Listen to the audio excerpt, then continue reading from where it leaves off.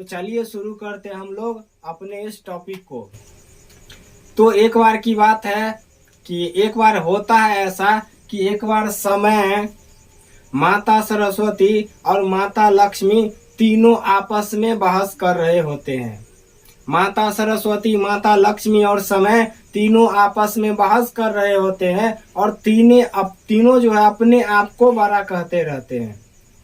उस तीनों में से ये कोई मानने के लिए तैयार नहीं है कि सबसे बड़ा कौन है और सबसे छोटा कौन है। इसका वो तीनों निर्णय नहीं कर पाते। तीनों अपने आप को बड़ा कहते हैं। कोई भी अपने आप को छोटा कहने के लिए या मानने के लिए तैयार नहीं है। समय कहता है कि सबसे बड़ा मैं हूँ, आई एम द बिगेस्ट। माता सरस्वती भी यही कहती है कि मैं ही सबसे बड़ी हूँ, आई एम द बिगेस्ट। उसी तरह माता लक्ष्मी भी यही कहती है कि मैं ही सबसे बड़ी हूँ, मैं ही सबसे बड़ी हूँ। समय भी कहता है, माता सरस्वती भी कहती है। इसके बाद तीनों जो है अपने आप को सबसे बड़ा दिखाते हैं और तीनों जो अपने आप से खुद से ये फैसला नहीं कर पाते हैं कि सबसे बड़ा आखिर कौन है। फिर तीनों में नोका-झोंकी होने के बाद तीनों इस नतीजे पर पहुंचते हैं कि हम लोग चलते हैं राजा के पास। राजा ही फैसला करेगा कि सबसे बड़ा कौन है।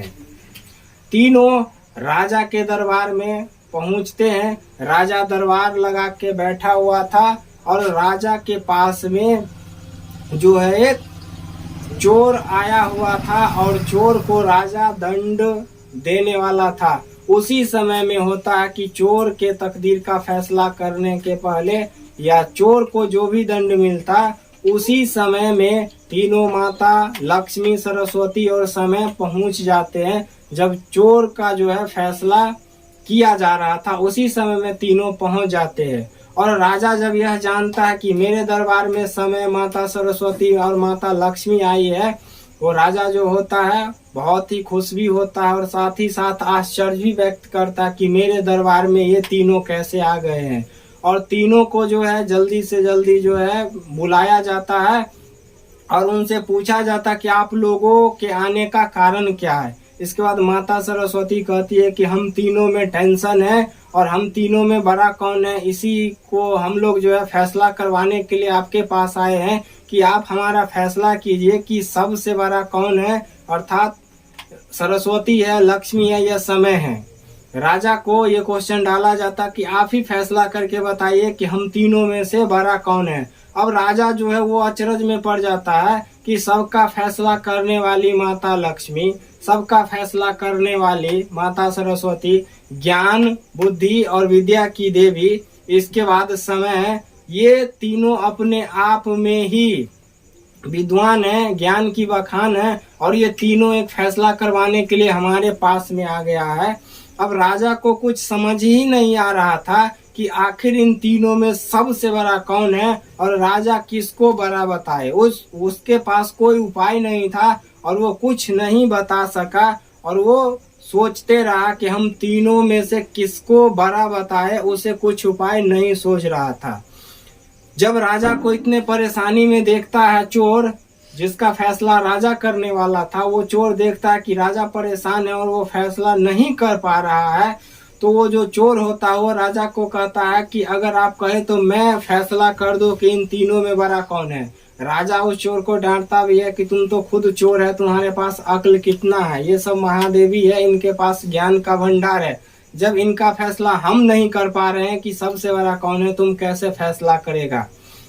लेकिन चोर जो है बार बार कहता कि आप हमें मौका दीजिए, हम जो है ये साबित कर देंगे कि इन तीनों में सबसे बड़ा कौन है। क्योंकि अब राजा के पास कोई उपाय नहीं बच गया था, इसीलिए राजा जो है चोर की बात मान लेता है और बोलता है कि आप तुम जो है फैसला करो कि इन तीनों में सबसे बड़ा कौन है।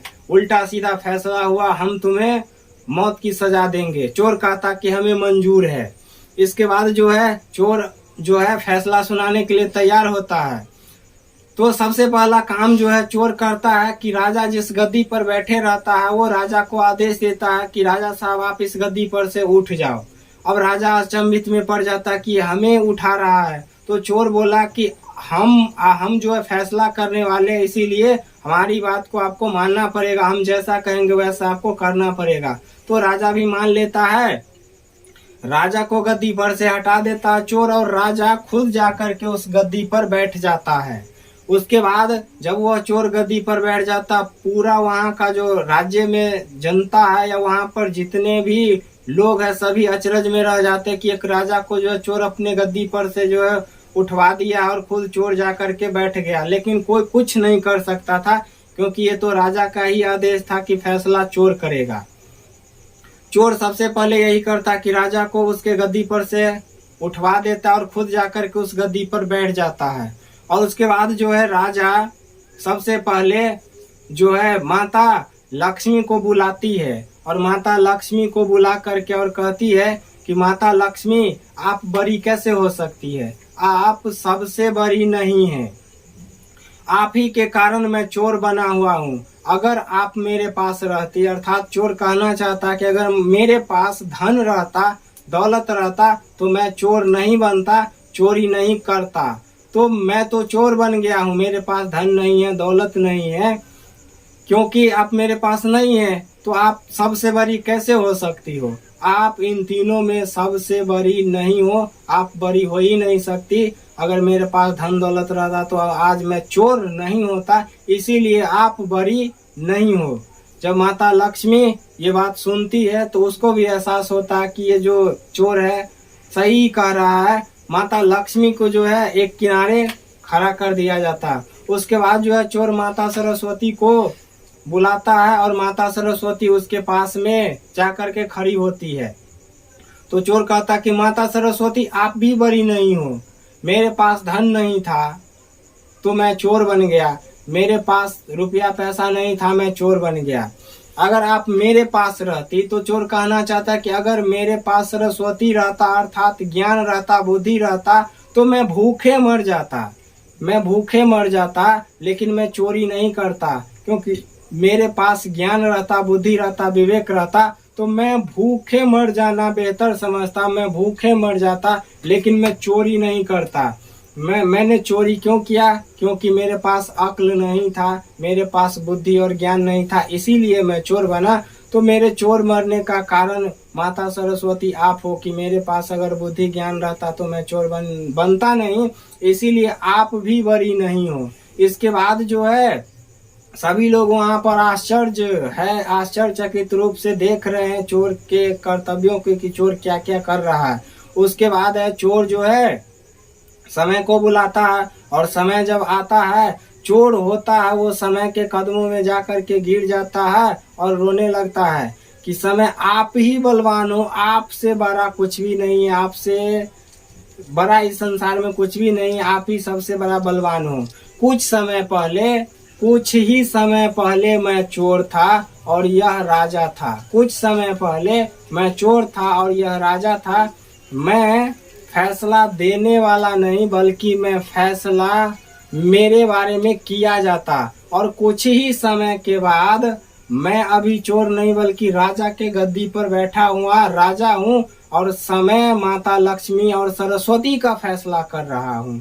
कुछ समय पहले मैं चोर था, अभी मैं राजा की गद्दी पर बैठकर और राजा के द्वारा जो फैसला दिया जाना उसका फैसला मैं कर रहा हूँ। ये सब बस समय के ही कारण संभव है कि कुछ समय पहले मैं चोर था और इस समय में मैं राजा की गद्दी पर बैठा हुआ हूँ, अर्थात राजा बना हुआ हूँ। ये सब बस समय के कारण हुआ है। इसीलिए इस दुनिया में ऐसा कहा जाता कि समय से बड़ा कुछ भी नहीं है, समय ही सबसे बड़ा है, समय ही बलवान है। उसी समय से यह बात सामने आई है कि समय ही सबसे बड़ा है, और वहाँ राजा भी रहता है, माता लक्ष्मी, सरस्वती, समय सब स्वीकार करते और सबको मानना पड़ता है कि यकीनन समय ही सबसे बड़ा बलवान है, समय ही सबसे बड़ा है। समय के आगे कुछ भी नहीं है, समय के आगे कोई नहीं टिक सकता है। समय ही किसी को अर्श से फर्श पर पहुंचा देता और फर्श से अर्श पर पहुंचा देता है।